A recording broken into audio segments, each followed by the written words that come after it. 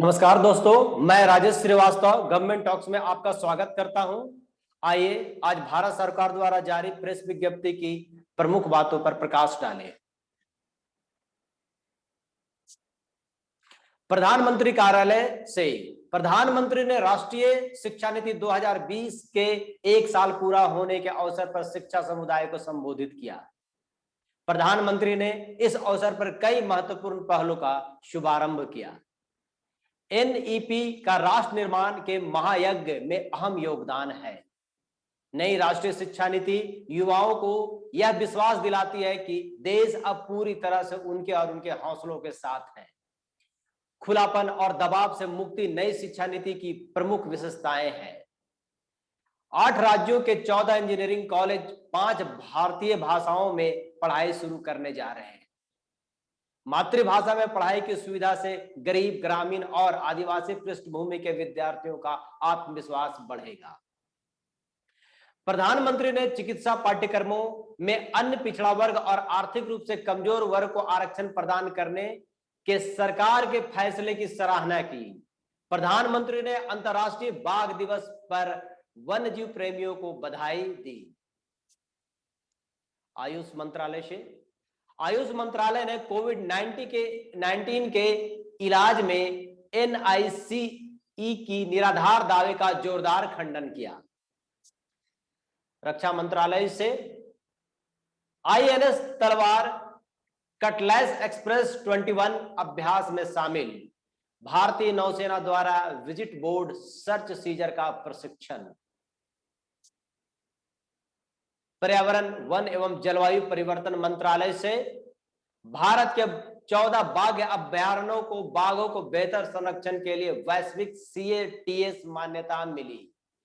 बाघों का संरक्षण वनों के संरक्षण का प्रतीक। श्री भूपेंद्र यादव। लोगों की भागीदारी के साथ साथ पारंपरिक और वैज्ञानिक ज्ञान देश की वनस्पतियों एवं जीव के संरक्षण का अभिन्न हिस्सा। गृह मंत्रालय से केंद्रीय गृह मंत्री श्री अमित शाह ने चिकित्सा पाठ्यक्रमों में अन्य पिछड़ा वर्ग और आर्थिक रूप से कमजोर वर्ग को आरक्षण प्रदान करने के ऐतिहासिक फैसले के लिए प्रधानमंत्री श्री नरेंद्र मोदी की सराहना की। मेडिकल शिक्षा के क्षेत्र में स्नातक और स्नातकोत्तर में अखिल भारतीय कोटा योजना में OBC वर्ग के 27% आरक्षण और आर्थिक रूप से कमजोर वर्ग के लिए 10% आरक्षण प्रदान करने के ऐतिहासिक निर्णय पर श्री नरेंद्र मोदी जी का अभिनंदन करता हूं।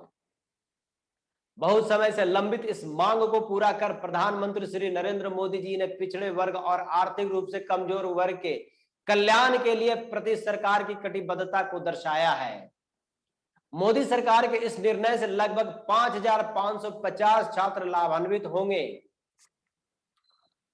विद्युत मंत्रालय से NTPC ने लेह में भारत का पहला ग्रीन हाइड्रोजन फ्यूलिंग स्टेशन स्थापित करने के लिए निविदा आमंत्रित की। यह परियोजना क्षेत्र में उत्सर्जन मुक्त परिवहन और पर्यावरण को बढ़ावा देगी। लेह में 1.25 मेगावाट का एक समर्पित सौर संयंत्र भी स्थापित किया जाएगा। विज्ञान एवं प्रौद्योगिकी मंत्रालय से ग्लोबल वार्मिंग से संबंधित वायुमंडलीय मानकों के कारण उत्तरी हिंद महासागर क्षेत्र में प्रचंड चक्रवाती तूफानों की तीव्रता बढ़ रही है। सामाजिक न्याय एवं अधिकारिता मंत्रालय से केंद्रीय सामाजिक न्याय और अधिकारिता मंत्री ने दिव्यांग जन सशक्तिकरण विभाग का दौरा किया। केंद्रीय मंत्री डॉक्टर वीरेंद्र कुमार ने अधिकारियों से विभाग की योजनाओं और कार्यक्रमों का प्रभावी क्रियान्वयन सुनिश्चित करने को कहा। जनजाति कार्य मंत्रालय से राष्ट्रीय अनुसूचित जनजाति आयोग द्वारा जनजातीय समुदायों के वन संसाधन अधिकारों एवं मुद्दों पर 2 दिवसीय संवाद कार्यक्रम आज नई दिल्ली में शुरू। युवा कार्यक्रम एवं खेल मंत्रालय सरकार फिट इंडिया को एक जन आंदोलन बना रही है। श्री अनुराग ठाकुर।